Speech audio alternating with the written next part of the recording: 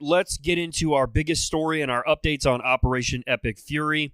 Secretary of War Pete Hegseth says Iran's new supreme leader is wounded and likely disfigured. Here's what he had to say.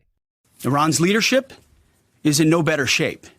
Desperate and hiding, they've gone underground, cowering. That's what rats do. We know the new so-called not-so-supreme leader is wounded and likely disfigured. He put out a statement yesterday, a weak one, actually, but there was no voice and there was no video. It was a written statement. He called for unity. Apparently killing tens of thousands of protesters is his kind of unity. Iran has plenty of cameras and plenty of voice recorders. Why a written statement? I think you know why. His father, dead. He's scared, he's injured, he's on the run, and he lacks legitimacy. It's a mess for them. Who's in charge? Iran may not even know. I don't think it's any surprise that they wouldn't risk popping this guy above ground. As soon as he sees daylight, he's dead. You are spot on with that take. The only reason the last leadership group got together was because they thought we wouldn't strike during the day. Big mistake on their part. Once the new leader comes out of hiding, he knows he will get the same fate as his father. Pete Hegseth is right, by the way. It was a very weak statement from the leader. He's trying to show himself as a strong man, but everyone in Iran knows he's the biggest target in the country right now. Well, then I happened to stumble on this clip from Ben Shapiro talking about the new leader of Iran. Mojtaba Khamenei, the new supreme leader of Iran, reportedly is down to one leg. Apparently, the Israelis blew off the other one in that same strike that took out Mojtaba's dad. Well, at least Mojtaba still has a working dick. Well, sorry, strike that. His dick wasn't working even before he ended up in a reported coma. Oh yeah, did I forget to mention that? Allegedly, Mojtaba isn't even conscious, which is why at a ceremony for Mojtaba, where the Iranian Revolutionary Guard Corps showed up so they could pledge allegiance to him, they used a cardboard cutout of him. I am not joking. Check it out. They're pledging allegiance, not to him, but to a picture of him, like a poster board they printed at Iranian Kinko's. By the way, this is also how I run our office. I put up a cardboard cutout, and then my staffers talk to it, and we call it a successful meeting. But that's how Iran is currently doing its government, like right this very instant. According to the New York Post, Mojtaba's dad explicitly left a will saying, do not appoint this derelict impotent to replace me. Here is the Post, quote, assassinated Supreme Leader Ali Khamenei was so opposed to his son taking power that he noted it in his will, experts told the Post. Quote, in Khamenei's will, he explicitly asked Mojtaba not to be named as a successor. Well, then they appointed Mojtaba anyway. Well, I guess at least his mother loved him. Maybe. This guy's in a coma? And his dad didn't even want him to be the leader. What in the world is going on in Iran? That would not be a surprise if he were in a coma. I saw the ceremony where they were pledging allegiance to Mojtaba, and it was the weirdest thing I've seen in a while. He wasn't even there, and they were worshiping like a cardboard cutout of him. We know Iran had a succession plan if Khamenei was taken out, but they were certainly shocked by how many of the top leadership was taken out in the first strike. It's telling that his dad did not want him to be the leader. Normally, people in power want their son to take over and continue their legacy, but he must have seen him as very incompetent. It makes me think that Iran just didn't have any other good options. Yeah, I guess it makes sense on why Hegseth said he's disfigured then. Missing a leg and in a coma. Yes, and not being at your own ceremony makes more sense if that's the case. It's a matter of time before his run as leader ends. You can't have a leader who is unable to execute his duties as the leader. That is the case for every country. If we do not find him and finish him, the IRGC leadership will replace them on their own. A little more sad news I want to get into. We have learned that 6 more service members have lost their lives after a U.S. refueling plane crashed. Now, this sounds like some kind of accident, but we are still waiting for the full details. I also want to address the tragic loss of our KC-135 refueling aircraft yesterday. The incident occurred over friendly territory in western Iraq while the crew was on a combat mission, and again was not the result, as CENTCOM has said, was not the result of hostile or friendly fire. We're still treating this as an active rescue and recovery operation. As CENTCOM announced this morning, 4 airmen have been recovered, and the Air Force and U.S. Central Command will provide updates as information becomes available. War is hell. War is chaos. And as we saw yesterday with the tragic crash of our KC-135 tanker, bad things can happen. American heroes, all of them. And as I have with all of them, as we have, we will greet those heroes at Dover, and their sacrifice will only recommit us to the resolve of this mission. But war in this context and in pursuit of peace is necessary. Now, at the time of that press conference, they had only recovered 4 of the 6. It has been confirmed since then that it was 6, bringing the total number to 14. Major John Alex Kleiner, 33 of Auburn, Alabama, Captain Ariana G. Savino, 31 of Covington, Washington, Tech Sergeant Ashley B. Pruitt, 34 of Bardstown, Kentucky, Captain Seth R. Koval, 38 of Mooresville, Indiana, Captain Curtis J. Angst, 30 of Wilmington, Ohio, and Tech Sergeant Tyler H. Simmons, 28 of Columbus, Ohio. Obviously, our thoughts and prayers go out to these service members. We don't want anyone to lose their lives because of this conflict. But again, as we have said multiple times, we understand the necessity for it. It's always a bad day when we lose service members. It's always very sad. The way they talk about this makes me think there could have been a mid-air collision between our own planes. They said 2 planes were involved and the other plane landed safely. There was no hostile or friendly fire that took them down, so what was it? Planes are very resilient machines, and it is very unusual for a fatal plane crash to happen without something catastrophic going on. My guess would be a mid-air collision because there aren't very many options that can go wrong on a plane that would bring it down. Yeah, regardless of whatever the final outcome is, the final investigation with this, like you said, we know it wasn't hostile or friendly fire. So to me, it seems like some kind of accident. We're also still hearing that people are saying military members are dying for Israel, and the media is doing everything they can to push that narrative.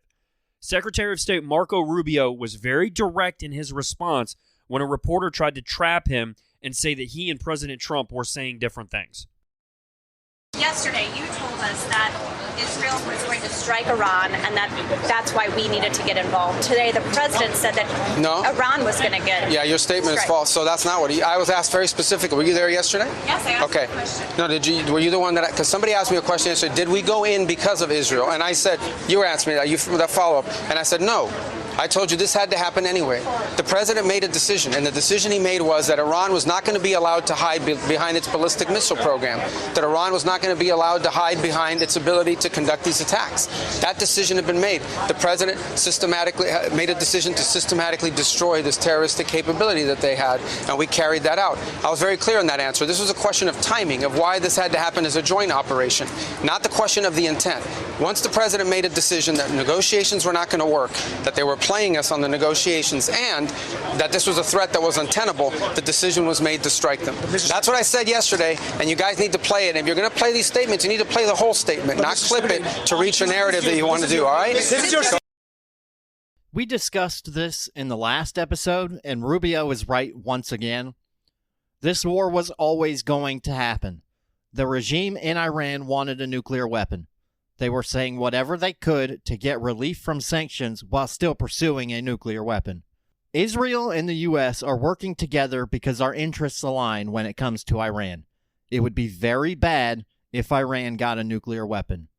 Not just for the U.S., but Israel and all the other countries in the Middle East. Yeah, it's still baffling to see these people say all these things, though. Even when we have video evidence of basically every politician saying that Iran having a nuclear weapon is bad. Did you hear about Joe Rogan talking about the UFC fight at the White House being a target for Iran? He was saying that he's not confident that the war will be over by then, and you'd have all these people in one place. If I'm not mistaken, the fight's supposed to be in June, right? Yes. There are other sporting events going on right now that could be a target. There's large gatherings happening all over the country. It would be harder for them to hit people at the White House than another sporting event or large gathering because of the additional security at the White House. The World Cup is also this summer in the U.S., so that could also be a target. I would disagree with him. This almost certainly won't last that long, but terrorists don't care about timing. They'll wait until the time is right for them. They will want to launch the attack when they believe they can cause the most amount of casualties. They are terrorist groups, and terror is what they do. We can't shut down the whole country like we did with COVID because there's a potential threat somewhere that we don't know about. It sucks that it might happen, but you have to continue living your life. You can't let that fear of something that might or might not happen derail your life. Agreed. Let's get into the cyber attack on Stryker now.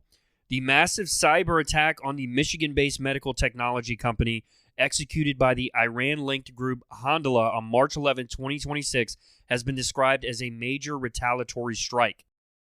A pro-Iranian hacker group is claiming responsibility for a major cyber attack on a U.S. medical device maker, marking the first notable pro-Iranian hack against U.S. infrastructure since Operation Epic Fury began. The company, Stryker, releasing a statement saying, quote, "We are continuing to resolve the disruption impacting our global network resulting from the cyber attack.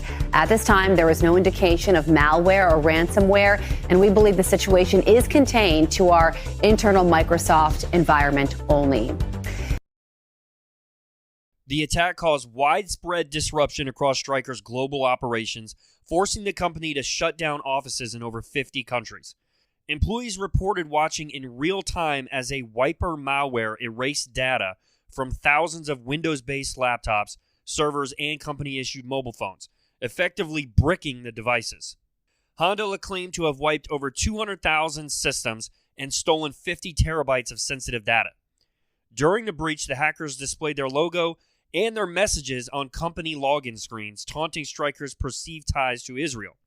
Handala labeled Stryker as a Zionist-rooted corporation, specifically citing its 2019 acquisition of the Israeli company Orthospace and its $450 million contract with the U.S. Department of Defense for medical devices. The fallout has been severe for Stryker, which employs 56,000 people and serves 150 million patients annually.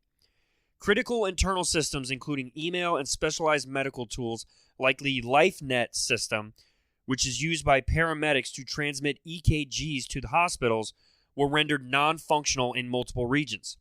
The FBI and Cybersecurity and Infrastructure Security Agency are currently investigating. So, Matt, here's my question to you.